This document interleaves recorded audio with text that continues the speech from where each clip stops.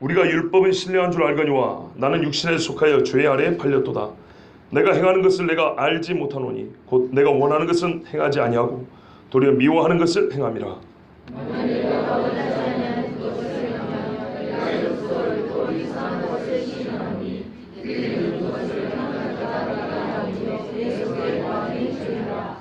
내 속 곧 내 육신에 선한 것이 거하지 아니하는 줄을 아노니 원함은 내게 있으나 선을 행하는 것은 없노라. 내가 원하는 바 선은 행하지 아니하고 도리어 원하지 아니하는 바 악을 행하는도다.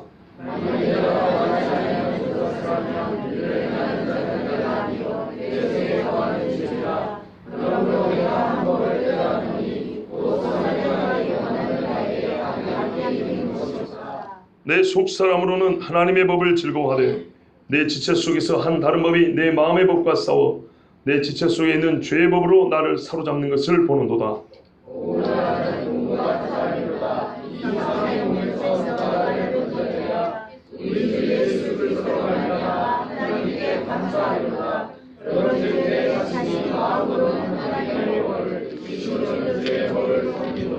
아멘. 기도하겠습니다. 살아 역사하신 아버지 하나님, 오늘도 우리가 하나님 앞에 찬송케 해주시고 예배하게 하시니 감사합니다. 주의 크고 놀라운 말씀 앞에 작은 자들이 있었습니다. 특별히 교만하고 게으른 이 작은 종이 있었습니다. 여호와의 말씀으로 먼저 내 영혼이 떨리게 하여 주시고 듣는 우리에게는 많은 물소리 같은 아버지의 말씀을 증거케 하여 주시옵소서. 모든 성도들이 오늘은 또 무슨 신기하고 무슨 새로운 것이 있는가 아니라 내가 이미 알고 있고 내가 이미 깨닫고 믿는 바를 다시 확인하게 하여 주시고 생명이 없는 자는 생명을 얻게 하여 주시고 생명 안에 있는 자는 생명을 더 풍성히 얻는 시간 되게 하여 주시옵소서. 하나님의 말씀이 선포되는 시간입니다. 아버지의 영적 권위가 그대로 드러나게 하여 주시며 주님 앞에 부부했던 선지자와 사도들처럼 무릎 꿇고 주님의 말씀 듣게 하여 주시옵소서. 믿는 자 속에 역사하는 믿음, 그 말씀이 되기를 원하오며 우리 주 예수 그리스도의 이름으로 기도하옵나이다. 아멘. 우리가 로마서에서 2주 전에 들은 말씀은 과연 율법이 죄냐에 대한 질문이었습니다. 그러니까 5장까지 우리가 예수 그리스도를 믿음으로 말미암아 의롭게 되었다 그랬습니다. 이 의롭게 되면 하나님과 화평하게 된 것인데 이 화평하게 된 상태는 우리가 죄의 종로로 안 돼서 하나님의 은혜의 종로로 한 대로 바뀌었다 그랬습니다. 그러면은 중요한 건 은혜인데요. 이 은혜를 더하게 하려고 우리가 죄에 있을 때 은혜로 왔단 말이죠. 그래서 어떤 사람들이 하는 말이 그러면 은혜를 더하려고 죄를 좀 더 지어도 되겠네? 이랬단 말이에요. 그러니까는 바울이 하는 말이 이런 뚱딴지 같은 바보 같은 인간들이 있나 하고 죄의 문제를 다시 가르쳐 줍니다. 언급해 줍니다. 죄라는 것이 무엇인지 그 6장입니다. 그런데 또 6장에서 죄를 가르쳐 주다 보니까 생각나는 게 뭐냐면 이 죄가 말이죠. 우리에게서도 크게 확산되는 경우 우리가 더 죄를 많이 짓게 되는 경우를 보니까 우리가 죄 가운데 거하고 죄인들과 친구할 때뿐만 아니라 희한하게도 아버지의 의로운 법인 율법에 더해질 때도 죄를 더 많이 짓게 되더라는 거예요. 그럼 율법 문제는 어떻게 되냐? 그래서 6장, 7장에서 죄의 문제와 율법 문제를 다뤘습니다. 소위 우리가 7장에서 들은 1절에서 13절까지 또는 14절까지 들은 이야기는 복음주의자 바울의 율법 이야기입니다. 이해되십니까? 복음주의자입니다. 율법주의자가 아니고 복음주의자 바울의 율법 이해를 7장 1절에서부터 13절 또는 오늘 14절까지 들은 겁니다. 자, 이렇게 들었어요. 이렇게 듣고 나서 율법이 무엇인가? 바울의 최종 결론은 뭐냐면 율법은 거룩하고 선함이 옳다. 생명이 이르는 법이다. 이게 12절 13절 계속되죠. 오늘 14절에 이렇게 말합니다. 율법은 신령한 줄 안다. 이렇게 돼 있어요. 이게 최종 결론이에요. 신령하다. 말하면 영적이라는 거예요. 성경에서 영적이다마는 성령적이다 성자를 빼고도 거의 같은 뜻인데 무슨 말입니까? 하나님의 영에서부터 나오고 하나님의 속성, 하나님의 본뜻과 똑같다 이런 말이에요. 영적이다. 우리가 보통 상당히 영적인 사람이에요. 이 말을 우스개로 쓰일 때는 상당히 우리가 뭐랄까요? 기독교 신앙의 문화에 잘 키워진 사람. 그렇게도 말할 수 있지만은 본질적으로 영적이라는 말은 성령과 동행하는 사람, 성령의 열매가 나타나는 사람, 그 말씨에서부터 행동과 표정에서부터 하나님 닮은 사람 이런 말이죠. 영적이라는 것은 꼭 하나님 닮은 법이란 얘기예요. 즉 하나님의 법이란 말이에요. 누가 세상의 율법을 영적이라고 표현할 수 있겠습니까? 그리스도인 외에 누가 율법을 영적이라고 표현할 수 있겠어요? 좋아요. 이거는 맞는 말이에요. 지금까지 우리가 들어본 우리가 지금 5시간 앞에 들은 거예요. 그렇죠? 7장 1절에서 13절 5시간 들었어요. 그리고 오늘 최종 결론은 뭐라고 바울이 냈다고요? 복음주의자 바울이 결론 내린 거, 율법은 영적이다. 완전 하나님의 법이다. 더 이상의 여지가 없다. 이렇게 있어요. 그런데 놀라운 거는 그 다음이에요. 이렇게 깨달은 인간이면 바울도 이렇게 영적이어야 되잖아요. 그죠? 신령한 사람이 이렇게 깨달을 수 있죠. 여러분 신령한 사람 수십 년 했지만 율법을 영적이라고 표현한 사람 몇 분이나 들어보셨어요? 거의 못 들어보셨죠? 율법을 영적이라고 표현할 수 있는 사람이라면 진짜 이 사람이 영적인 사람이에요. 그쵸? 솔직히 그래요. 그런데 바울이 뭐라고 보세요? 나는 육신에 속하여 죄 아래 팔렸도다. 이게 여러분 한 문장 속에 있다는 게 놀라운 겁니다. 율법이 영적이라는 말을 바울이 무턱대고 한 게 아니에요. 7장 1절부터 13절까지 지금까지 어떤 신학자도 풀기가 어렵다는 매우 깊은 진짜 완전 율법주의자가 완전 복음주의자가 되어서 율법을 볼 때 이해할 수 있는 그 눈이에요. 그렇죠? 그 눈을 가지고 얘기를 했어요. 그래서 최종 결론 율법은 영적이다 이렇게 했다고요. 그러면 나 자신에 대해서도 뭐라고 얘기해야 돼요?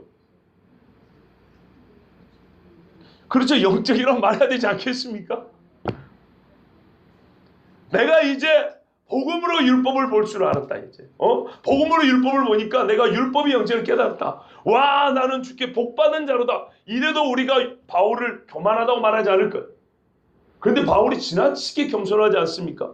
뭐라고 말해요? 나는 육신에 속하여 죄 아래 팔렸도다. 성경에서 특별히 바울이 쓰는 육신이라는 말은 매우 부정적입니다. 육체라는 말도 쓰이고 육신이라는 말도 쓰입니다. 그렇죠? 여러분 들어보셨죠? 근데 육체는 대개 말 그대로 고기와 뼈와 신경을 가지고 있는 사람을 가리킵니다. 피조물된 내 이 고기 덩어리 육체를 말합니다. 때가 되면 죽을 수밖에 없는 피조물의 한계. 근데 육신은 뭐냐면요, 의롭게 될 수 없는 의의 한계를 가진 존재를 말합니다. 즉 부정하다 이 말이에요. 부정하다, 심히 부정하다. 육체인데 부정함을 갖고 있는 육체인 나를 가리킬 때 육신이라고 합니다. 그죠? 우리 복음성가에도 그런 말 많이 있잖아요. 그죠? 나는 육신에 빠져서 주를 떠났고, 주를 떠날 수밖에 없는 죄의 본성, 타고난 죄인, 그것을 가리킬 때 육신이라고 합니다. 여러분 뒤에 봐보세요. 8장을 보세요. 5절부터. 육신을 따른 자는 육신의 일을, 영을 따른 자는 영의 일을. 이 대조를 보세요. 단순히 피조물을 말하는 게 아니에요. 육체를 가진 아담과 하와가 죄짓기 전에는 이런 식으로 표현하지 않아요. 지극히 아름다웠고 하나님 보시기에 선하였어요. 그렇죠? 선하는데 이거는 선한 것이 아니에요. 악한 거예요. 이건 육신이라고 말해요. 죄 지은 육체를 육신이라고 말해요. 6절 육신의 생각은 사망이요. 여러분 아담이 육체를 가지고 있다고 사망이 이르는 게 아니에요. 죄를 지을 때 사망이 드러나는 거죠. 영의 생각은 생명과 평안이라. 이게 뭐예요? 육신의 생각은 생명과 평안에 이를 수 없어요. 그러면 우리 모두가 생명과 평안에 이르는 생각을 못하는 사람들입니까? 아니죠. 거듭나지 못하고 하나님의 성령이 함께하지 않는 죄인된 육체를 가지고 있는 바로 그 사람, 그 육신은 생명과 평안에 이르는 생각을 할 수가 없어요. 무능력이에요. 생명과 평안이 있지도 않아요. 무존재, 비존재, 존재하지도 않을 뿐만 아니라 나에게는 그것을 가질 수 있는 능력도 없어요. 무능력자예요. 보세요. 육신의 생은 7절 하나님과 원수가 된대요. 중립적 상태에서 무능력이 아니에요. 완전히 하나님과 반대되기 때문에. 이는 하나님의 법에 굴복하지 아니할 뿐 아니라 할 수도 없습니다. 이 정도예요. 하나님의 법과는 무관입니다. 무존재, 무능력, 무관이에요. 8절 육신에 있는 자들은 하나님을 기쁘시게 할 수 없느니라. 아멘. 이게 육신이에요. 그럼 바울이 지금 말이죠. 왜 이렇게 고백합니까? 율법이 신뢰하는 것까지는 알겠어요. 그러면 율법이 신령한 줄 아는 복음주의자의 관점에서 율법을 볼 때 율법이 신령한 줄 아는 거예요. 율법주의자의 관점에서 율법을 보면 어떻게 되는지 아십니까? 자기 의만 드러내게 돼 있어요. 여러분 빌립보서 3장 6절을 말해요. 율법으로 흠이 없는 자라. 이게 바울의 고백이에요. 봐보세요. 율법주의자가 율법을 볼 때 율법이 어떻게 보일까요? 나를 의롭게 하는 법으로 보이겠죠. 그렇죠? 죄를 깨닫게 해주는 법이 아니라. 그래서 내가 뭐래요? 율법이 흠이 없는 걸 요구하는데 나는 흠이 없다. 율법주의자가 율법을 볼 때는 나를 의롭게 할 수 있는 법이고 그에 의하여 나는 의롭게 된 자라고. 자기에 대한 관점이 이렇게 되는 거예요. 이해되시죠? 그럼 오늘 바울은 복음주의자로서 율법을 봤을 때 율법이 뭐라 그래요? 신령하다. 영적이다. 하나님의 법이다. 이게 인정했어요. 이렇게 인정했더니 나에 대해서는 뭐라 바뀌었어요? 나는 율법에 흠이 없는 자가 아니고 나는 택도 없는 사람이다. 완전히 죄 아래 팔려 죽게 된 사람들 이렇게 말했어요. 자, 여기서 여러분 고민이 생깁니다. 신학자들 만드는 최대의 고민입니다. 여기서 왜 바울은 율법과 나를 대조하는가? 복음과 나도 아니고 율법과 나를 대조하여 율법은 영적인데 완전히 반대로 우리 8장에서 본 대로 8장에서 본 대로 이 반대 육신은 하나님을 기쁘게 할 수 없다. 하나님의 법에 굴복할 수 없다. 아니 율법을 깨달은 사람은 충분히 하나님을 기쁘게 할 수 있는 사람 아닙니까? 그렇잖아요. 그런데 왜 바울은 율법이 영적인 것까지 깨달아 놓고도 자기 자신 8장에 가면 육신에 속한 사람은 법에 굴복할 수도 없고 하나님의 법이 거룩한 것도 모르고 막 그런다 했잖아요. 그런데 왜 자신을 여기서 나는 육신에 속하여 죄에 팔렸다고 말하는가? 그럼 아직 바울이 거듭나지 않은 것인가? 무슨 말인지 이해가 되세요? 바울이 율법에 대하여 정의 내린 걸 볼 때 이건 복음주의자예요. 그런데 자기 자신에 대하여 정의 내는 걸 보면 죄 아래 팔렸다는 것은 복음을 받아들이기 전 상태의 사람이에요. 이해되시죠? 우리가 육장을 했잖아요. 누군지 자기를 지배하는 자의 종이 된다고. 너희가 과거에 죄의 종노를 한 것처럼 이제는 은혜의 종노를 한다고 그랬잖아요. 근데 지금 죄 아래 팔렸다라는 말은 죄의 종노를 한다는 얘기예요. 그러면 이거는 뭐예요? 은혜의 종노를 하기 전의 이야기잖아요. 그러니까 바울이 율법을 깨달은 걸 볼 때는 복음주의자인데 자기 자신을 정의한 나는 죄 아래 팔렸다고 말하는 걸 보면 복음을 듣기 전, 복음을 받아들이기 전의 사람의 모습이란 말이에요. 이게 더 확실한 게 뭐냐면 8장에 가서 보니까 육신으로 설명되는 사람은 하나님의 법, 즉 율법이 뭔지 또한 생명의 성례의 법이 뭔지 하여튼 간에 하나님으로부터 나온 법에 대하고는 무관하다는 거예요. 그렇죠? 근데 그 육신을 지금 7장 14절에 그대로 자기에게 적용했단 말이에요. 하나님의 법이 도대체 뭔지 모르는 그를 자기라고 말했단 말이에요. 그런데 율법을 깨닫는 거 보면 복음주의자예요. 자기를 정의한 거 보면 비복음주의자예요. 이 갈등을 어떻게 풀까요? 벌써 여러분 머리가 아파온다는 걸 제가 느끼고 있거든요. 그래서 오늘 읽은 본문도 14절에서 25절도 앞으로 여러 번 설교할 겁니다. 오늘은요 크게 과연 이가 누구인가? 이 한 가지 주제입니다. 우리가 1절부터 13절까지도 5번 들었잖아요. 양파 껍질 하나 벗기듯이 한 번 보고 두 번 보면서 점점 깊어지고 더 넓어지는 같은 방식으로 여러분 이 본문도 계속 볼 겁니다. 몇 번 더. 그러니까 오늘 다 이해하지 못해도 좋습니다. 그러나 이거는 분명히 이해하셔야 됩니다. 이게 좀 어렵더라고요. 왜냐하면 여기서부터 문제가 시작되는 거예요. 다시 말씀드릴게요. 우리 최 장로님 간만에 일찍 이해했는데 또 이야기한다니까 뭔가 불만이 장로님의 표정이 그래요. 나도 이해 못하는데 못한 인간들이 있어 뭐 그런 감사합니다. 예. 자, 장로님도 이해하신 이 이야기 다시 한번 전해드립니다. 보세요. 바울이 1절부터 13절까지 율법에 대한 이야기, 율법에 대한 의문을 풀어주면서 이 설명한 내용을 보면 과거의 율법의 세계에 있던 바울로서는 깨달을 수 없는 율법관이에요. 그렇죠. 그런데 예수님을 만나고 나서 율법을 보니까 탐심이 죄였구나. 그렇죠. 이거를 깨닫게 됐어요. 그 정도로 율법을 나는 완벽하게 지킨 율법주의자였는데 복음 안에서 율법을 보니까 나는 율법에 이만큼도 지키지 못한 율법에서는 흠이 없다고 그랬잖아요. 분명히. 그게 자기 과거 고백이에요. 빌립보서 말하는 과거 고백. 그런데 로마서에서 그 과거에 율법주의자로 있을 때 내가 율법 안에 있는 나를 볼 때는 흠이 없는 자였는데 이제 복음 안에서 내가 율법 안에 있던 나를 쳐다보니까 과거의 나를 보니까 흠이 없기는커녕 속 생각마저도 하나님이 이만큼도 주께로 합하지 못한 죄인 중에 교회에 있다는 깨달았다는 거예요. 그래서 최종적으로 율법은 신령하고 거룩하다. 영적이다. 이렇게 얘기할 수 있었어요. 죄인이 나를 드러내 주니까. 그렇죠. 자, 이렇게 왔어요. 그래서 우리가 어떻게 해야 돼요? 이제는 영적인 법으로 율법을 볼 수 있는 복음주의자로서 율법을 영적으로 볼 수 있는 영적인 법이라고 볼 수 있는 그런 시간을 갖춰야 된다는 거죠. 바울이 그렇게 변한 것처럼. 그렇죠? 그러면 이렇게 변한 사람은 예를 들어서 8장에 보면 육신의 생각이 아니고 이제는 성령의 생각으로 살아야 돼요. 우리 이미 말씀드렸잖아요. 죄의 상태는 율법이었고 우리가 예수님과 의의 상태는 생명의 성령의 법으로 규정이 된다고. 관계와 법이 함께 있는 거라고. 그 이야기 했죠. 벌써 2주 지나니까 그러면 까먹은 것 같은데요. 하여튼 더듬어 보세요. 자, 어쨌든 이렇게 복음주의자로 변한 복음에 사로잡힌 사람은 이제 생명의 성령의 법 안에 산다고요. 육신의 생각도 버리고 육신의 일도 버리고. 왜? 하나님의 은혜 법 아무 상관이 없어요. 하나님이 기뻐하시는 뜻을 이룰 수가 없어요.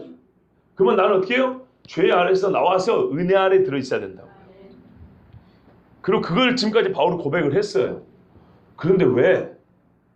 그러면 자기 자신을 이제 나는 은혜 아래 속하였으니 얼마나 기쁘고 감사한가. 이렇게 바로 연결되면 좋았을 건데 또 왜 난데없이 옛날로 돌아간 것처럼 14절 후반부에 나는 육신에 속하여 죄 아래 팔렸도다라고 이렇게 말하냐 이 말이에요. 이게 과거형이면 문제였는데 현재형이라는 거예요. 현재형. 율법의 영적이라는 것도 현재형이고 내가 죄 아래 팔렸다는 것도 현재형. 그러니까 이게 동시형이란 말이에요. 이걸 어떻게 이해하냐고요. 이게 율법이 의롭고 영적이라는 것은 현재적으로 내가 깨달았어. 내가 복음주의자니까. 근데 또한 현재적으로 나는 죄 아래 팔렸다고 깨달은 거예요. 근데 죄 아래 팔렸다는 이 상태는 복음을 듣기 전에 사람을 가리키는 용어라 이 말이에요.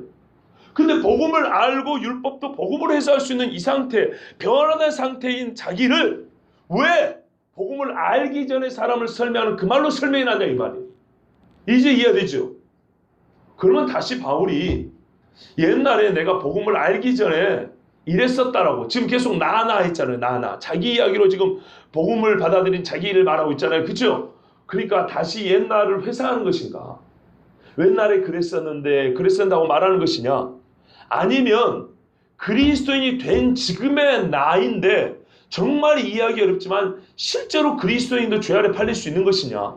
크게 보면 이 두 가지 문제라는 거예요. 이걸 해결해야 된다는 거죠. 아시겠죠? 오늘은 이 문제만 해결합니다. 그리고 그 구체적인 이야기들은 한 절 한 절은 다음 시간에 다시 봅니다. 자, 여러분 생각 어떠세요? 바울이 율법이 뭔지 깨닫고 나서 다시 그런데 내가 이걸 깨닫기 전에 과거에 내가 죄 아래 팔린 인간이었지. 이렇게 과거를 다시 회상한다고 보이십니까? 15절 16절 계속 읽어보세요. 다 부정적이에요. 그렇죠? 내가 행하는 것은 내가 알지 못하노니 내가 원하는 것을 행하지 아니하고 도리어 미워하는 것을 행한다. 미워하는 것을 행한대요. 내 속에 거하는 죄다. 선을 하는 것은 없다. 전부 다 부정형이에요. 좋은 이야기 하나도 없어요.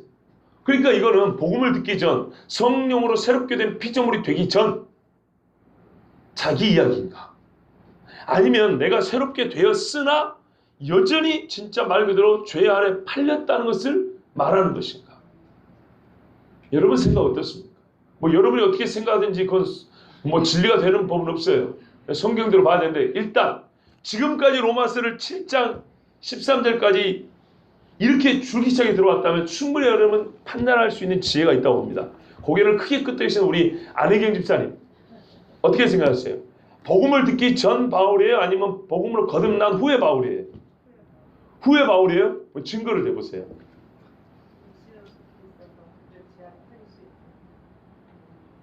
본인이 그렇다고 생각하십니까? 자기 자신을 보니까? 그러니까 내 자신이 분명히 은혜 안에 있는 거 맞아. 분명히 예수님의 생명의 성령으로 다스림을 받는데 나는 수시로 죄에 끌려가더라. 죄를 짓더라. 그리고 고백하세요? 신집사님 옆에서 보시니까 어떻게 해요? 인정하십니까? 인정된대요. 상당히 복음적인 집안이에요. 결론을 말하자면 그래요. 그러나 일단 우리의 진리를 더욱 견고하기 위해서 몇 가지 견해가 있어요. 첫 번째는 뭐냐면 이거는 복음을 듣기 전에 바울이라는 거예요. 왜냐하면 여러분 8장에 보시면 그러므로 이제 그리스도 예수 안에는 매우 강력한 대조를 보이고 있거든요. 7장 15절부터 25절까지는 너무 자기들이 부정적인데 8장에 가면 매우 긍정적이에요. 이게 불신자에서 신자로 변화된 것이지. 이렇게 이해하면 이건 과거에 예수 믿기 전에 자기를 바라본다고 얘기할 수 있어요. 이해되시죠? 그렇게 주장하는 사람들이 있어요. 그런데요. 그렇지 않습니다. 왜냐하면 아까 말씀드린 대로 과거에 율법의 세계에 있을 때 나는 여러분 1절부터 13절까지의 이런 표현들이 있어요. 뭐냐면 나는 죽었도다. 율법 이름에 그 율법이 나를 죽였는지라. 이런 말씀이 있었죠. 나를 죽게 만들었는 9절에 보세요. 나는 죽었도다. 10절에 사망에 이르게 하는 것이 되었도다. 11절에 나를 죽였는지라. 이런 말씀들 있죠. 이거는 전부 다 과거형이에요. 과거형. 복음주의자로 율법을 깨닫고 나니까 내가 율법 안에 있었던 나를 흠이 없다고 본 게 아니라 그때는 과거입니다. 그때는 진짜 율법이 나를 죽였다 그랬어요. 그래서 제가 1시간 여러분 설교했잖아요. 율법이 뭐하냐? 말 그대로 죽이러 왔다 그랬잖아요. 이 죽이러 온 걸 부정형으로 보면은 율법이 막 저주인 것처럼 생각하는데 사실 그렇지 않고 살리기 위해서 죽일 필요가 있었기 때문에 우리를 죽이러 왔다 그랬어요. 율법이. 예. 죽이러 온 게 당연하다 그랬어요. 그래서 율법은 복되다 그랬어요. 자, 이거는 근데 언제요? 과거에 일어난 일이에요. 과거에. 근데 우리 14절부터 나오는 이 말씀은 봐보세요. 나는 죄에 속하여 14절에 육신에 속하여 이렇게 돼 있죠.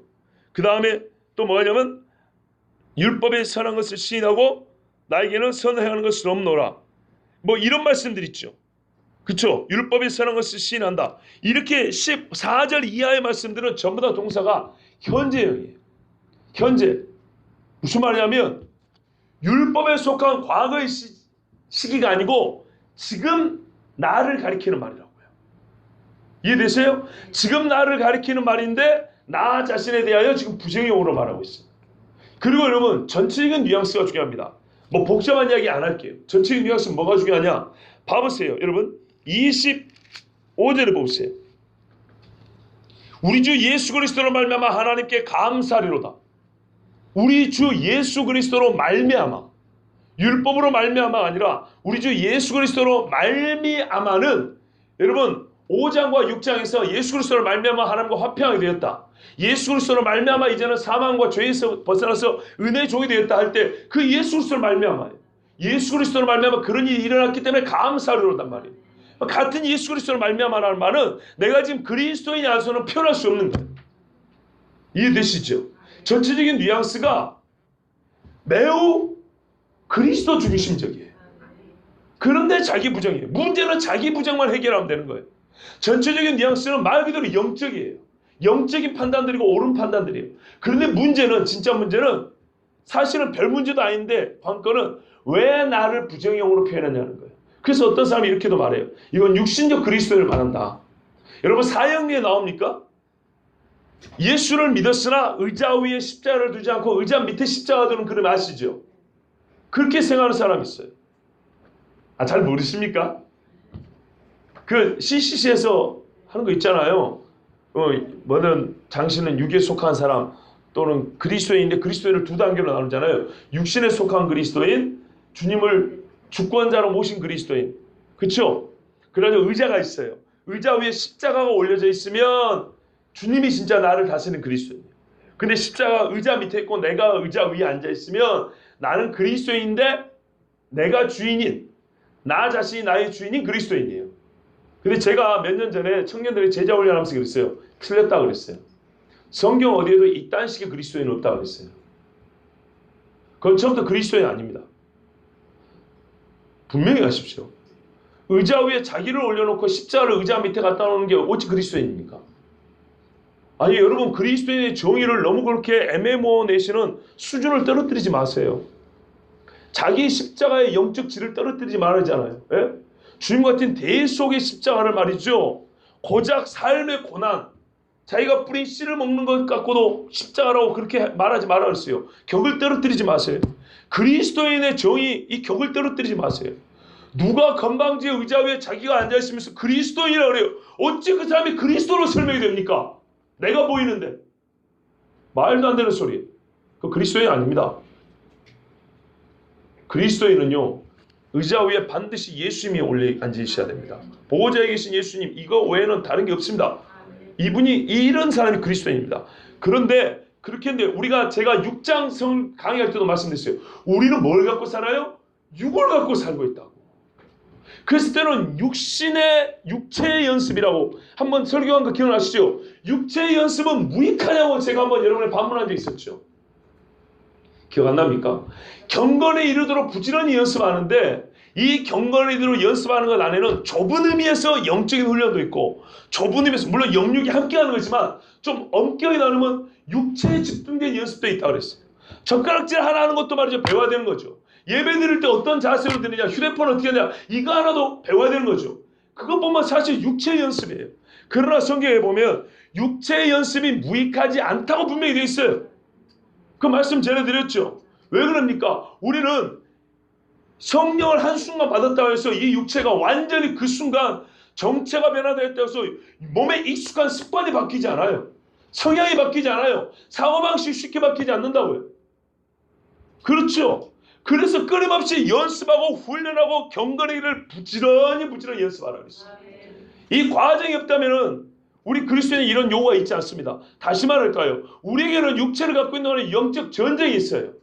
영적 전쟁은 누가 싸웁니까? 비그리스도인이 싸웁니까? 아니요. 그리스도인들이 싸우는 전쟁을 영적 전쟁을 하는 거예요. 육체를 갖고 있는 동안에 반드시 영적 전쟁이 있어요. 마귀가 달라들어서 뜯어먹으려고 택한 자로도 끌려가려고 하는 그 애쓰는 마귀의 애씀이 있다 이 말이에요. 거기에 버티고 싸우고 견디고 인내하는 그리스도인들의 경주가 있다 이 말이죠. 그래서 그리스도인에게 미숙함은 있을 수 있고요. 싸움에서 가끔 넘어질 수는 있어요. 아시겠죠? 그런데 그것이 십자가 밑에 의자 밑에 십자가를 둔 육신적 그리스도를 말하는 거 아니에요. 의자 위에 그리스도가 계세요. 의자 위에 그리스도가 계시는데 내가 아직 뭐예요? 경건의 능력이 약하기 때문에 아직 그리스도인인데 여러분 보세요. 다시 말합니다. 그리스도인인데 육신적 그리스도인 없어요. 그리스도가 주인된 그리스도인인데 육체를 갖고 있기에 우리가 아직 미약하고 아직 어리고 힘이 좀 부족한 그런 그리스도인이 있는 것이지 정의를 할 때 육신적 그리스도인 있고 성령적 그리스도인인 이런 건 아니라고요. 이해되세요? 사람은 사람인데 젓가락질을 못하는 사람이 있고 젓가락질을 잘하는 사람이 있고 아시겠죠? 같은 사람이라도 못 달리는 사람이 있고 100m를 10초도 안 돼서 달릴 수 있는 사람이 있고 정체는 확실히 하자고요. 그리스도가 주인되지 않은 사람은 그리스도인 아니에요. 그리스도가 주인된 사람만 그리스도인이에요. 그러나 우리 각자가 인품이 다르고 성격이 다르고 모든 조건이 다 다르죠. 그래서 우리 중에 연약한 자가 있는 거예요. 고린도전서가 말하는 것은 육신적 그리스도인이 아니고 그리스도인의 연약한 자를 말하는 거예요. 그 중에 내쫓은 그리스도인이 아닌 인간들이 있어요. 그래서 이 사람 어떤 그런 잘못된 이분법, 그리스도인 안에서 육신적 그리스도인이 있고 영적 그리스도인이 있다. 이렇게 보는 사람은 이 말씀을 그렇게 봐요. 이건 육신적 그리스도인이다. 미안하지만 육신적 그리스도인은요. 오라 나는 공고한 사람이로다. 자기 자신을 이 사망의 몸이라고 표현 못해요. 진짜로 봐보세요. 회개를 하면 했고 안 하면 안 했지. 그 중간에 속한 사람. 어정쩡히 걸리는 사람이 자기 가슴을 치면서 바울이 지금 농담하는 거 아니죠. 매우 진지한 겁니다. 한 글자 한 글자 너무 진지해요. 오라 나는 이 사망의 몸에 거하는 자로다. 내가 여러분 또 이거는요. 왜 그리스도냐면 원하는 바가 다 선해요. 본문 읽어보면 이렇게 돼 있어요. 내가 선을 원하나 내 마음에 하나님의 법을 지키기를 원하나 실제 삶은 없도다 할 수 없도다. 이렇게 얘기하고 있는 거예요. 원하는 것이 이분 육신적 그리스도인이 아버지의 말씀을 지키려 원합니까? 그런 사람 보셨어요? 아니죠. 어떤 분은 또 이렇게 말해요. 야 이거는 복음을 들었으나 거듭나지 않은 사람이다. 그런 거 있죠. 옛날에 부흥회 때 말이죠. 설교를 들었어요. 오음에 지옥이 있는가 보다. 아 이거 무서워라. 이래서. 그런데 어쩐다고요? 예수를 아직 믿지는 않아요. 그런 사람을 말한다. 바울이 그러니까는 복음을 듣고 완전히 믿기 전 그 중간쯤 상태에 자기를 말한다. 천만의 말씀입니다.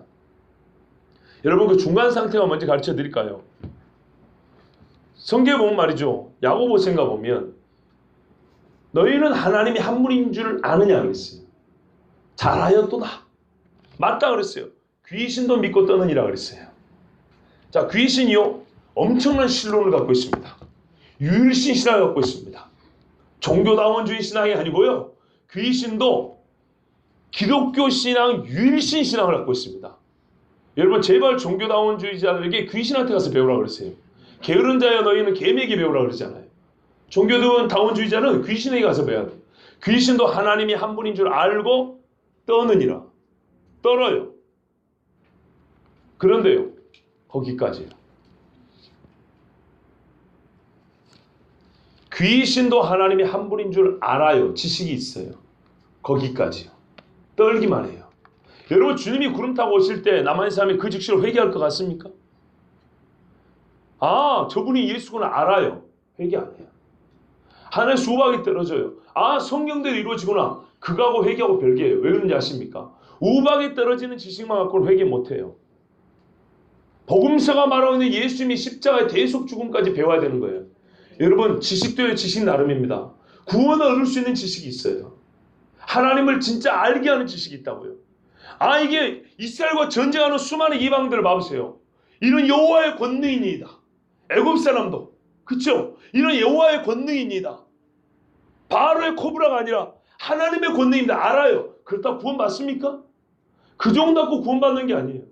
미안하지만 그 정도의 신지식, 그 정도의 신신학, 실력, 하나님을 아는 지식 갖고는요, 구원에 대한 지식이 아니에요.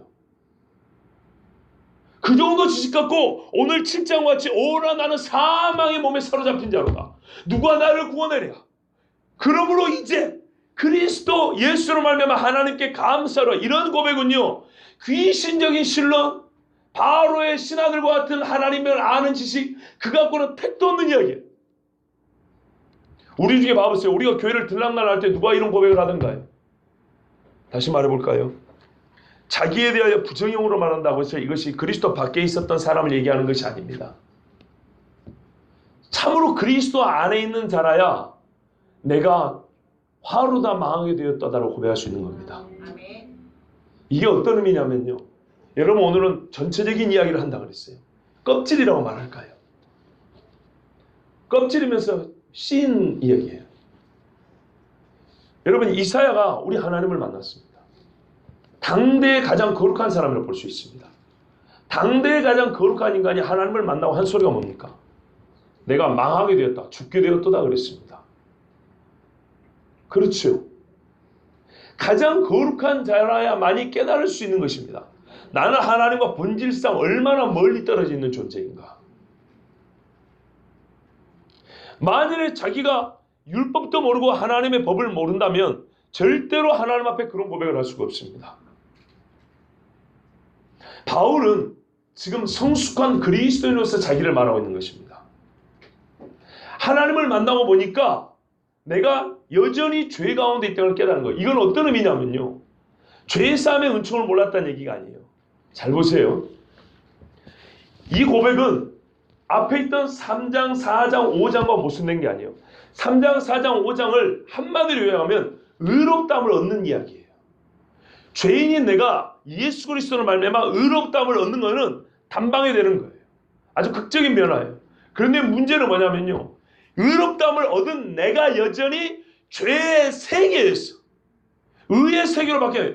세계 자체가 의의 세계로 바뀐 게 아니에요. 지금 죄의 세계에서 정체는 의롭게 됐으나 여전히 뭘 갖고 살아요? 육체를 가지고 사는 내가 어떻게 나를 거룩하게 의롭게 바꾼 그 성령과 함께 진짜 의롭게 살아갈 것이냐 이야기를 할 때 보니까 이게 보통 어려운 이야기가 아니라는 거예요. 어떤 측면에서 그러냐, 성령의 능력이 없다는 게 아니라 내 육체가 여전히 죄에 끌려가고 약하더라는 거예요. 여러분, 아담과 하와를 보세요. 완전 무결한 상태에서 끌려가는 게 죄 아닙니까? 그 상태를 보면 돼요. 하나님이 만들어서 보기 좋았더라.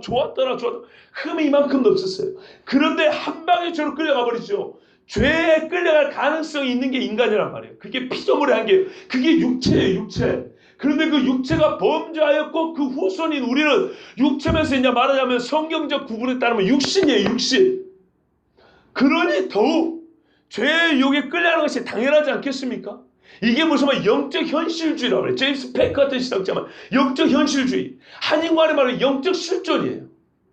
구체적이고 현실을 신앙인으로서 살아가는 한 걸음 한 걸음 살아가는 신앙인들의 실제 삶을 얘기하는 거라고. 오케이, 내가 예수로서의 영적으로 거듭났어. 이제 나는 율법주의자가 아니야. 나는 복음주의자야. 나는 지금 죽어도 예수를 말하면 구원받을 수 있어. 좋아. 근데 지금 하나님 안 죽여요.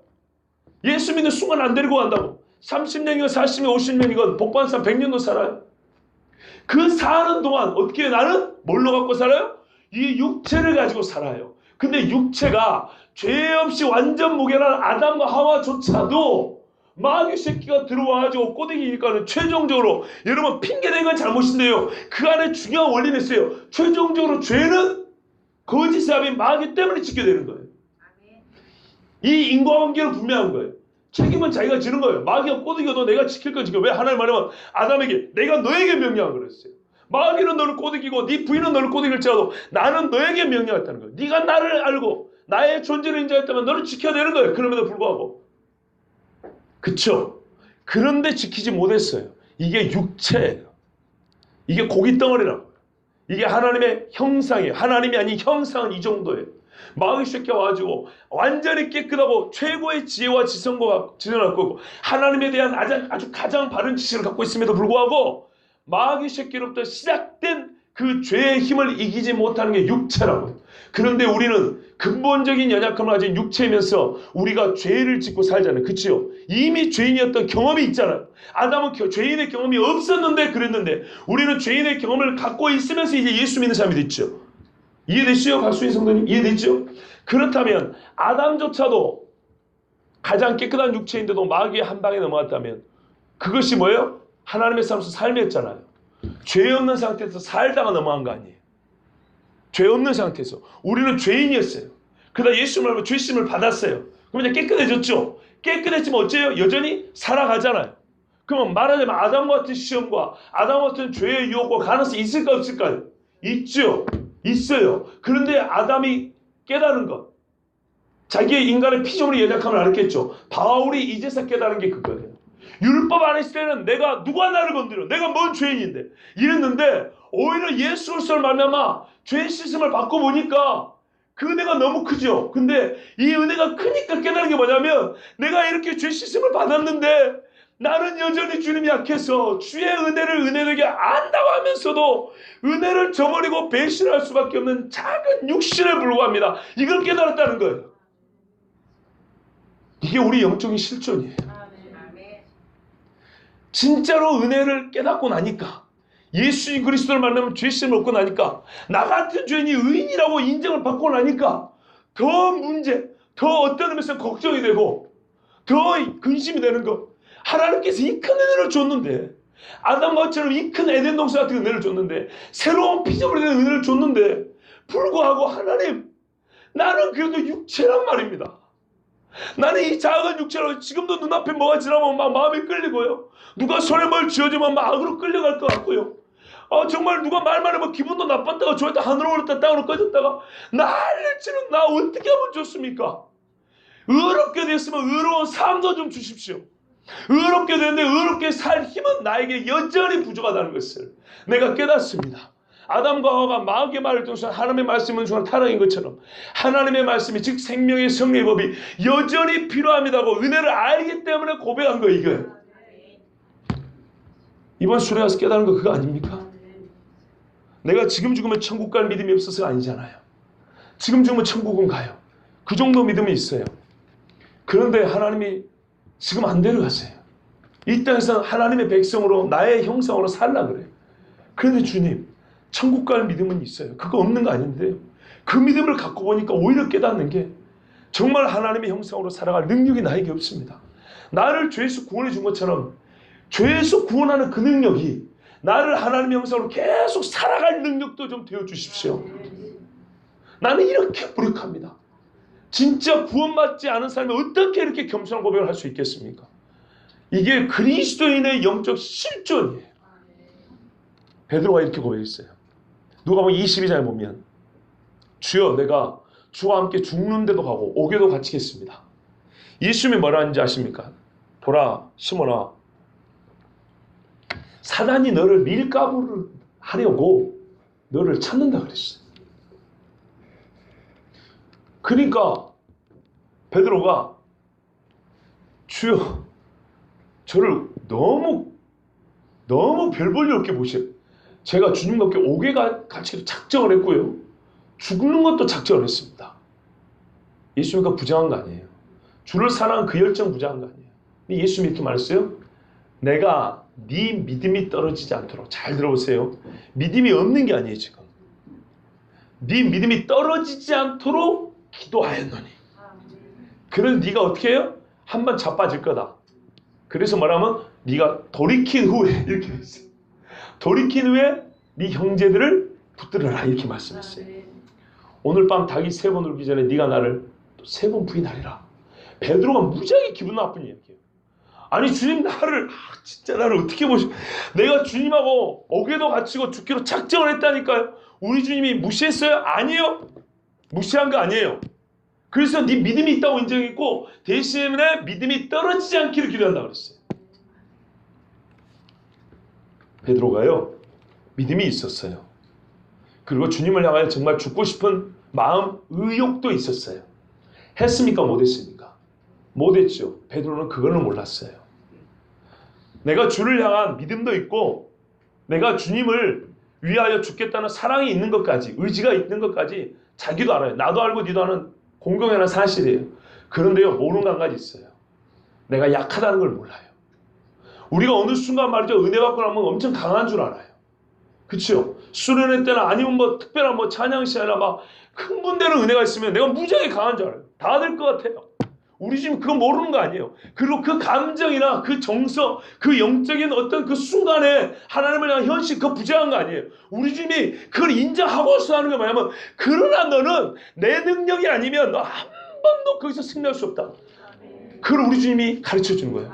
주님만 아는 사실이에요. 우리가 여기까지 지식이 가야 되는 거예요.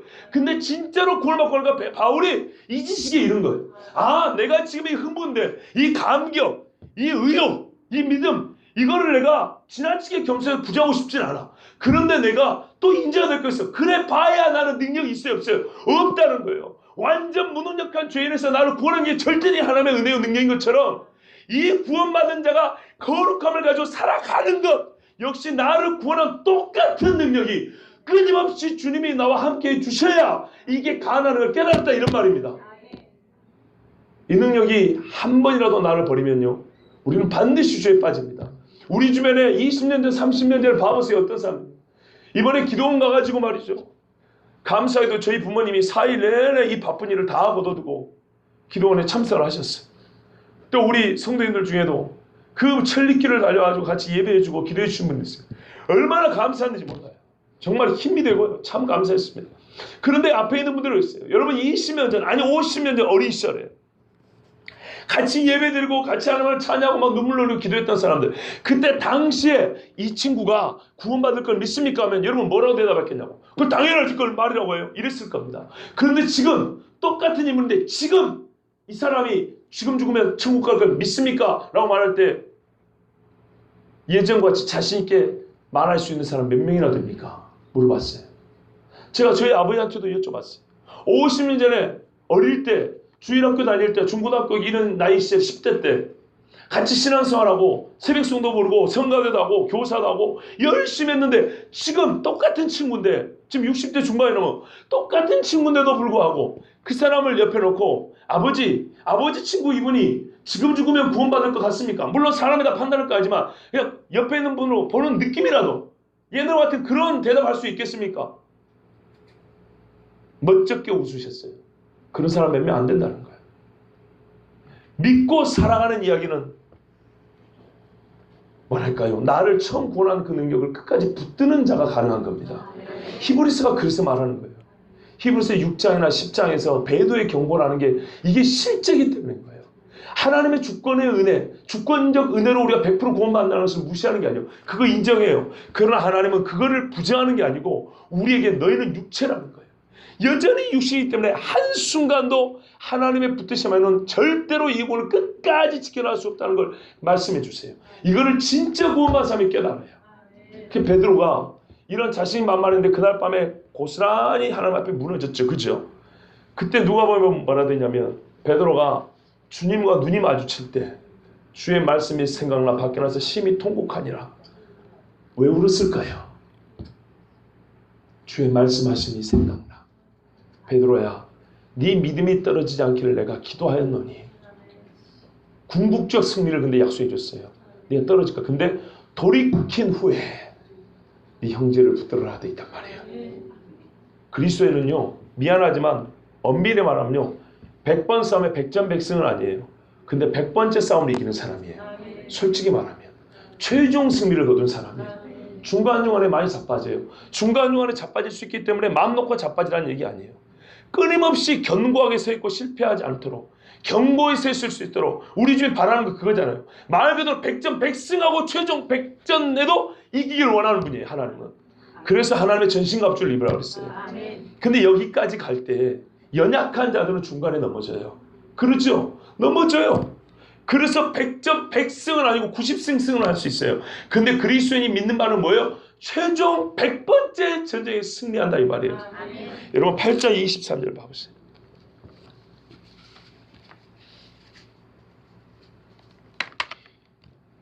22절부터 제가 읽겠습니다.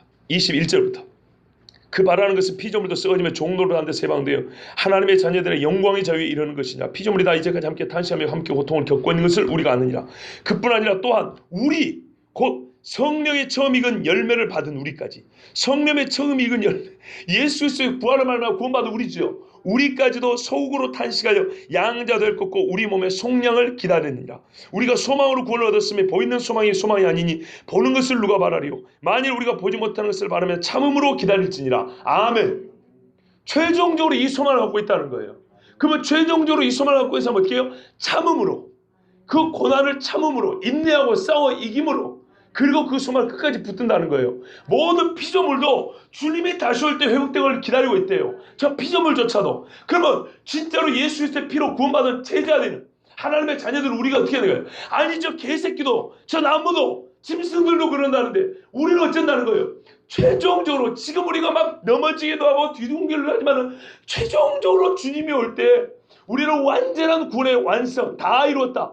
요한계시록 마지막에 보면 그렇게 나옵니다. 7번째 납할 때 다 이루었다. 십자가에서 있으면 7번째 다 이루었다죠. 그 말씀이 똑같이 나옵니다. 다 이루었다. 그때를 바라고 기다린다는 것입니다. 이 소망, 그러니까 8장의 소망은 뭐냐면요. 그러므로 이제 그리스도 예수 하는 자는 결코 정죄함이 없는 이 있제요. 1절 봐보세요. 8장 1절. 여기서 생략된 말이 있어요. 우리나라에 번역이 안 된 말이에요. 왜? 그러므로 이제 그리스도 예수 안에 있는 자에게는 결코 정죄함이 없는가 하면 8장 1절 후반부에 그는 성령의 법 안에 살기 때문이라가 들어가 있어요. 근데 그게 생략되어 있어요. 이 나쁜 놈 새끼들 이걸 빼놨다고요. 이해되세요? 1절에 그 말씀이 또 있어요. 왜 이 사람이 정죄함이 없냐? 이제는 성령의 법 안에 살고 있기 때문이다. 이 말이 들어있어요. 그래서 2절이 이는 그리스도 예수 안에 있는 생명의 성령의 법이 죄와 사망의 법에서 너를 해방했습니다. 이제 말이 되죠. 생명의 성령의 법이 죄와 사망에서 우리를 해방했죠. 그러니까 생명의 성령의 법으로 사는 사람은 어떻게 해요? 존재가 변한 것뿐만 아니라 매 일상에 뭐라고요? 정죄받을 게 없어요. 성령의 법으로 사니까. 이해됐어요? 이 성령의 법으로 안 사면 성령의 법으로 해방은 되었는데 성령의 법으로 꾸준하게 살지 못하면 맨날 시험에 빠지고 나고될 거 아닙니까? 그래서 하나님 앞에 정말 너무나 죄스러운 마음으로 살게 된단 말이죠. 근데 성령의 법으로 일상을 다스림을 받아요. 일상을. 그렇게 일상을 다스림을 받는 성령의 법으로 구원받고 성령의 법으로 살아가는 사람들, 그 사람과 그렇지 않은 사람의 비교가 8장 5절 이하에 나와 있는 거예요. 이게 8장은 불신자가 신자된 것만 얘기하는 게 아니고 그 자에만 말하는 게 아니고 불신자가 신자가 돼서 신자가 신자답게 사는 완전한 이 자유. 진짜 성령의 사로잡혀 일생을 살아가는 그 자유. 그 기쁨, 그 평안을 얘기해 주는 거예요. 아시겠죠? 그런 사람에게는 결코 정죄함이 없는 거고 그런 사람은 마지막에 뭐예요? 그 어떤 거라도 하나 그리스도 예수 안에 하나님의 사랑에서 끊을 수 없다는 말이 그래서 나온 거예요. 그런데 이 고뇌가 있어야 되는 거예요. 예수 믿는 사람들이 근데 이 고뇌를 안 겪고 싶어요. 그냥 간단히 넘어가고 싶어요. 그냥 예수 믿으면 끝. 그런데 실제로 마음 편하게 끝 했는데 실제 삶은 그렇게 돼야 안 돼요. 안 돼요. 왜? 이미 6장에서 말했잖아요. 우리는 육체를 갖고 산다니까요. 여러분 6장 한번 볼게요. 6장을 봐보세요. 6장 6절에 이미 하나님과 화목해야 된 게 5장에 나왔죠. 5장에 나온데도 뭐라 그래요? 우리가 이전에 들은 말씀이 있어요. 최동규 집사님 기억나죠? 내가 그 할 때 집사님이 갸우뚱했던 걸 내가 기억을 해. 처음으로 하는 권면이 나왔어요. 복음을 이렇게 자세히 설명해 주고 나서 6장 후반부에 가서 처음으로 그러므로 우리에게 권면하는 게 있다고 했어요. 그 권면이 어떤 건지 봐보세요. 구원받은 자예요. 새롭게 된 자들이에요. 6절에 죄의 몸이 멸하여 다시는 우리가 죄에게 종노를 하지 아니하려고 다시는 죄에게 종노를 하지 아니하려고 가능성이 있다는 거예요. 죄에 끌릴 가능성이 있어요. 12절 13절 그러므로 너희는 죄로 너희 죽을 몸에 왕노하지 못하게 하여 우리가 해야 된대요. 여러분 5장 말매부터 우리가 이미 죄에서 벗어나 은혜의 법 안에 들어왔다 했잖아요. 그런데 다시 죄에게 종노를 하지 마라. 죄가 너희 몸에 왕노하지 못하게 하라. 끊임없이 경건히 연습하라. 몸의 사욕을 순종치 마라. 인간의 몸의 사욕을 순종하게 되는 경우가 있어요. 그래서 시험 나가는 거예요. 그래 뒤에 보면 나오죠. 사람이 시험 나갈 때 하나님이 시험한다 하지 마라. 자기 자신의 욕심에 끌려서 시험 나간다 그랬잖아. 이해되시죠? 또한 너희 지체를 불의의 병기로 죄에게 들이지 말고, 예전에 불신자일 때 했던 것이 신자가 된 후에도 그런 짓을 하는 경우가 있어요. 있어요 없어요? 솔직히 말해보세요. 있잖아요. 말하자면 그것이 어떤 얘기는 아직 불신자라는 표가 될 수 있고요. 어떤 얘기는 구원은 받았으나 연약하다는 표시가 될 수 있어요. 그걸 구분하는 건 사실 어렵습니다. 불신자이기 때문에 여전히 죄 수 있는 거냐, 신자이지만 연약하기 때문에 정말 어쩌다 한 번씩 이렇게 죄에 떨어지는 거냐, 우리가 참 구분하기 어려워요. 그러나 확실히 구분되는 건 뭐냐면요, 신자가 죄를 이기는 거예요. 신자가 죄에 싸워 이기는 거예요. 근데 왜 신자가 죄로 빠질 가능성이 있습니까? 예수님도 왜 네가 믿음에서 떨어질 수 있다 말합니까? 왜요? 여전히 마귀는 육체를 가지고 있는 우리를 먹이로 삼고 있기 때문에요. 영적인 세계, 육적인 세계는 영적인 세계와 함께 하잖아요. 그렇죠? 모든 악한 자에는 사물상에 뒤에 악한 자가 있다. 악한 자를 배제하고 이 세상이 움직이지 않아요. 근데 악한 자는 사람의 몸을 자기 집이라고 본다 했어요. 성령도 우리를 자기 집이라고 그랬어요. 그래서 육신을 쫓는 사람은 영의 일을 생각지 않냐고 이렇게 나온 겁니다. 그런데 하나님께서 우리 귀한 말씀 주셨어요. 고린도전서 10장에 보면 이런 말씀 있죠. 사람이 감당할 시험밖에 너에게 허락하지 않았다. 그리고 사람이 시험 나올 때 너희 피할 길을 내준다 그랬죠. 이게 이제 우리가 실제로 성경에서 보는 신뢰드립니다. 성도들을 봐보세요. 다윗이 어떻게 사는가 봐보세요. 아브라함은 자기 부인까지 팔아먹은 사람이에요. 우리가 말은 똑바로 하죠. 부인 팔아먹고 부자 된 사람이 아브라함이에요. 그렇죠. 그럼에도 불구하고 그들의 말년을 봐보세요. 그들이 신앙생활이 진행될수록, 야곱은 하나님의 언약의 약속에 욕심낸 건 사실이지만 그 일을 불법으로 아버지를 속이면서 그를 쟁취했어요. 그렇죠. 그런데 그 나중에 하나님 앞에 이스라엘의 이름을 받았어요. 어떻게 그 이름을 받았습니까? 한번 잘 봐보세요. 모든 믿음의 사람들은, 하나님의 약속을 믿은 사람은 연약함과 불신도 가끔 있고요. 죄도 많이 짓습니다. 무지하게 많은 죄를 짓습니다. 그런데 하나님께서 어떻게 해요? 사람이 감당할 시험, 그 안에 있다는 걸 알아요. 그런데 구원 받아놓고도 이 지식이 없는 사람은 시험에 너무 많이 넘어져요. 분명히 알아야 돼요. 내가 예수를 믿었다면 나에게 가끔 시험이 오잖아요. 어지간하면 시험이란 말도 안 쓰기로 하지만 실제로 시험이라는 느낌이 딱 올 때는 이렇게 생각하셔야 돼요. 이게 성숙한 사람이에요. 나는 이 시험을 이길 능력이 없다. 하나님은 아신다. 그래서 감당할 만큼의 시험을 준다. 이 말은 뭐 동시적으로 능히 피할 길을 준단 말이죠. 능히 피할 길을 주기 때문에 감당한다는 얘기예요. 이걸 별개로 보지 마세요. 시험은 어려워요. 아무리 작은 시험이라도 내가 감당할 시험은 아무것도 없어요. 절대 못 이겨요. 근데 감당할 시험이라는 건 뭐냐면, 내가 끙끙거리고 이길 수 없으나 하나님 앞에 믿음을 갖고 있는 사람은 우리 주의 능력이 나를, 그를 능히 이겨나갈 수 있도록, 피할 수 있도록 도와준다는 거예요. 그래서 감당이 된다는 거예요. 실제적으로 얘기하자고요. 그래서 우리 앞선 선지자와 사도들, 신앙인들은 순교까지 할 수 있었던 겁니다. 인간적인 생각으로 제가 죽음을 자주 생각한다 그러지 않습니까? 내 자식이 눈앞에서 죽어가는 걸 여러분, 그냥 자식이 없는 분이나 이런 분이나 아 참 슬프겠다, 힘들겠다, 단편적으로 생각하지 마시고요. 회를 얇게 썰죠. 무쌈할 때 물을 얇게 썰죠. 얇게 썰으면 감정의 변화 추이를 얇게 한번 나눠보세요. 가장 평온했을 때와, 돈을 한 10만 원 뜯겨 먹었을 때와, 아들이 100점을 맞았을 때와 빵점을 맞았을 때와, 내 아들이 남을 때리고 와서 돈 물어줄 때와, 아니면 맞고 와가지고 기분 상할 때와, 이런 감정의 변화를 얇게 해서 세밀하게 나눠보면요, 자식이 부모 눈앞에서 죽는다는 것은 이거는 말로 설명할 수가 없는 거예요. 손양원 목사님 우리 보고 왔죠. 그분의 호가 산돌입니다. 그렇죠? 너희도 산돌같이 하나님의 거룩한 집으로 지어지고 하나님의 거룩한 제사장으로 서라. 이게 산돌이었어요. 자기 두 아들 죽었는데 감사헌금 내는 거 보셨어요? 10가지 감사 기도 제목을 하나님 앞에 외치고 감사헌금 목대 순교 두 아들을 주심에 감사합니다. 감사헌금을 냈어요. 그리고 아들을 죽인 원수를 양자로 삼았어요. 여러분 가능하겠습니까? 이게 우리가 감당할 수 있는 시험입니까? 진짜 나 감당이 안 돼요. 감당이 안 돼요. 근데 피할 길이라는 것이 그냥 옆으로 나는 샛길, 돌아갈 수 있는 우회 길이 아니고, 우리가 현실적으로 실제 영적 현실주의로 말하면 감당할 수 없는 시험을 감당할 수 있는 능력이에요. 능력. 그분이 그러면 그게 예수 믿는 순간 가능했을까요? 그렇지 않죠. 귀신이 아는 지식 갖고 귀신도 아는 하나님을 아는 지식 갖고 가능했을까요? 그렇지 않죠. 끊임없이 정말로 주님이 우리 앞에 오셨을 때, 아니 내가 주님 앞에 섰을 때 그때를 소망하면서 경건의 훈련을 부지런히 한 사람의 그 능력이지 않겠습니까? 그게 경건의 능력입니다. 그마저도 본인은 내가 할 수 있다고 했겠습니까? 아니죠. 나는 할 수 없습니다. 제발 주님 나를 좀 도와주세요. 주님 나를 좀 도와주세요. 그렇게 수십 년 기도해서 그게 가능하지 않겠습니까? 실제로 봐보세요. 누가 영적 힘이 강한지, 자기가 강하다고 건방 떠는 사람이 강한지, 진짜로 삶의 경건의 능력, 진짜 삶의 경건의 능력은 어디서 오는지 봐보세요. 하나님 앞에 겸손히 무릎 꿇는 자이다. 이 한 말씀만 전하고 마치겠습니다. 참 자화자찬인 것 같은데, 순천에 갈 때 새벽기도 하는데 하나님이 마음의 감동이, 내가 순천에 유감이 많다 그래요. 왜냐하면요, 제가 그 지방 출신에서 그런 게 아니고 실제로 여수 순천이 복음화율이 높아요. 동네 여러분 한 구 정도밖에 안 돼요. 서울에 한 30만씩밖에 안 되거든요. 그런데 말이에요, 이 예수 믿는 사람이 얼마나 많고 얼마나 부흥했는지, 제가 중고등학교 다닐 때는 학생 찬양 선교팀이 엄청나게 많았어요. 그리고 애들이 막 시민회관도 빌려서 집회하고 막 길거리에서 막 복음 전하고요, 이랬어요. 1000명 단위, 1000단위 대형교회가 여수 순천에 막 몇 개씩 됐어요. 참으로 왕성한 데가 여수 순천이에요.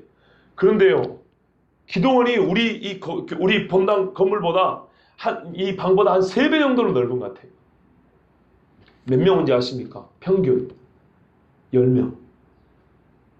우리 친척, 가족, 또한 우리 교회에서 오신 성도님들 빼고 10명. 자, 그랬어요. 여기서 문둥병자가 났고 안전뱅이가 벌떡벌떡 나면은 그냥 다음 시험부터 서로 앞에 앉겠다고 막 치고받고 싸우고 난리가 났겠죠. 박 터졌겠죠. 그런데 제가 물어봤어요. 이 마지막 때 여러분 뭐가 능력입니까? 문둥병자 10명이 낳고도 한 사람 돌아왔다 그랬어요. 여러분 옛날 왕년에 30년, 40년 한국교회가 능력이 없었어. 그럼 치유의 능력이 없었어. 지금 이 모양이 됐습니까? 치료는 많이, 육체 치료는 많이 받았으나 진짜 우리의 경건의 능력이 없어서 이렇게 지금 교회가 이렇게 몰락한 거 아닙니까? 순천에요, 목사님들이 죄 지은 게 얼마나 많은지 창피해서 말을 못해요. 여수도 마찬가지. 그런데 어느 교회 하나 회개했다 소리 못 들어봤어요. 사람 바꿔치기면 새로워졌다. 분위기만 좀 바꿔, 시간 좀 잊어먹으면 새로워졌다. 기동 원장님 전도사님한테도 참 훌륭한 거지만 제가 그것만큼 확실히 말했어요. 전도사님 아닙니다 그랬어요. 목사는 분명히 잘못했다고 하나님 앞에 회개해야 되고 성도들 앞에 머리 숙여야 됩니다. 그러면 돈 안 때립니다. 그런데 끝까지 하나님 앞에도 무릎 꿇지 않고 성도 앞에도 고개 숙이지 않기 때문에 성도들은 더 악해질 수밖에 없는 겁니다. 그러면 서로 물고 뜯고 비참히 나올까 조심하라 갈라디아서인데 그는 죽은 겁니다. 잘못한 건 잘못한 거죠. 참 기도를 많이 하신 분이지만 이제 마음씨가 선하니까 그런 거예요. 저 같은 사람은 좀 덜 선해서 강하게 말한 거고. 근데 분명한 사실은요, 회개하지 않으면 살 수가 없어요. 하나님이 그런 차원에서 이 인간들에게 할 얘기 너무 많다고요. 그러지 않았어요. 좋습니다. 여기서 앉으면 벌떡벌떡 일어나는 여러분 기적이라고 하나님의 능력을 하겠지만, 그러면 하나님의 말씀은 능력이 아닙니까? 여러분이 믿고 구원받은 건 육체가 병이 나아져 일어난 건 능력이고, 하나님의 말씀을 믿고 구원 얻고 죄를 이길 수 있는 능력이 아닙니까? 그 능력이 여기서 나오는 거 아닙니까? 뭐가 능력입니까? 여러분? 이 말씀에 우리가 세상에 물려고 세상과 세상에 속한 것을 사랑하지 않게 하는 능력은 어디서 나옵니까? 우리 교회에 정말 참 안타깝게도 희귀병에 걸린 어린아이가 있습니다. 그 어린아이를요, 교회 나온 지 얼마 안 됐지만 온 성도 함께 금식하며 기도하자고 그랬습니다. 수련을 위해서 우리 기도하자고 그랬습니다. 금식 기도하는데 보통 일반적인 경향을 볼 때 빈자리가 많아. 그래서 교육자들 빈자리를 채우자고 일상적으로 그렇게 생각했습니다. 근데 나중에 하니까 이름 쓸 자리가 없을 정도로 새까맣게 성도들이 이름을 가득하게 채워놨습니다. 이건 능력이 아닙니까? 그리고 한 달을 금식기도하고 금식 헌금을 내자 그랬습니다. 하나님 앞에 밥 굶으면 그냥 굶지 말고 이사야 말씀대로 금식 헌금을 내가지고 정말로 하나님 앞에 선하고 의로운 일을 하자 그랬습니다. 그런데 이 헌금이 얼마 모였냐? 여러분 잘 모르시죠? 180만 원. 깜짝 안 놀라세요? 생각보다 작습니까? 이야, 제가 그랬어요. 순천에 있는 대형교회 수백 단위 교회 우리 경건의 능력 한번 얘기해 볼까요? 이게 건방지들을 쓸지 모릅니다. 그렇다면 좀 죄송한 이야기지만 그랬어요. 뭐가 능력인가를 얘기해주고 싶었어요. 수백 명 단위 교회라 할지라도 잘 알지 못하는 어린아이를 위해서 여러분 같이 금식기도 하자면 몇 명이 참여하겠습니까? 그리고 그걸 가지고 금식 헌금을 하자고 장학금을 주자면 몇 명이나 얼마나 참여하겠습니까? 솔직히 말해보자 그랬어요. 그럼 뭐가 능력입니까? 우리 교회는 그런 능력이 있습니다. 그러면 이게 그냥 왔다 말하는 게 아니에요. 그냥 잘하는 게 아니에요. 하나님의 말씀 앞에서 나는 연약합니다. 주의 말씀이 생명입니다. 내 말은 능력 내게는 빛입니다. 주의 말씀이 내가 고난 중에 주의 윤례를 배우게 됐습니다. 진짜로 주의 말씀으로 바울처럼 베드로처럼 사도들 선자처럼 내가 살게 되는 건 이 말씀이 있습니다라고 붙드는 사람들이 이런 경건의 능력을 갖게 됩니다. 근데 순천에 지금 뭐하고 있는 겁니까? 라고 내가 그런 거 외쳤어요. 여러분 진짜로 예수 그리스도를 말미암아 구원받은 사람이 삶의 경건의 능력을 애타게 사모하는 사람이라만이 이렇게 고백할 수 있는 거예요. 나는 능력이 없습니다. 나는 죄에서 은혜의 종으로 내 정체 바뀌었음에도 불구하고 내 육체는 아무런 힘이 없어서 죄 아래 팔린 자와 같습니다. 주님 나를 좀 도와주세요. 나를 구원한 그 성령께서 끝까지 나를 좀 붙들어 주세요. 내가 순교를 하든지 아니면 작은 죄라도 이길 수 있는 이 탐심을 이기는 것도 한 번 이겼다 끝내면 죽을 때까지 주님 앞에 갈 때까지 지켜야 되는데 주님 나를 좀 도와주세요. 이게 진짜 그리스도의 고백이에요. 그렇게 읽으면 이 말씀 하나도 어렵지 않아요. 그런데 어떻게 이렇게 고백을 하니까 어떻게 해요? 마치 그리스도의 능력이 그리스도 예수 안에 있는 하나님의 생명의 성례법이 나를 그렇게 인도해 주시지. 그러면서 그러므로 8장이 그렇게 나온 거라니까요. 그렇게. 그래 6장 7장을 빼고 5장에서 바로 8장 나오면 너무 복음이 가벼워져 버리는 거예요. 널뛰기만 잘하는 그냥 재미만 있는 뭔가 감정적 기분만 좋은 그리스도인 되어버리는 거예요. 다시 이제 그 세밀한 말씀들은 다음 시간에 연속해 보겠습니다. 여러분 오늘 바울같이 이렇게 불신자 같은 신앙의 고백이 있어야 합니다. 영적 현실입니다. 우리 신앙의 실제 삶입니다. 하나님 앞에 정말 죽었던 내가 살았게 됐다면 말씀으로 주의 성령법으로 살게 됐다면 이제 살은 내가 산자답게 하나님의 자녀로 살아갈 수 있는 능력도 바로 여기에 있습니다. 아멘. 생명의 성령의 법에 있습니다. 끝까지 겸손한 자로 생명의 성령의 법을 붙드시고 마지막 최종 경주에 승리하는 저와 여러분들에게 축복합니다. 기도하겠습니다.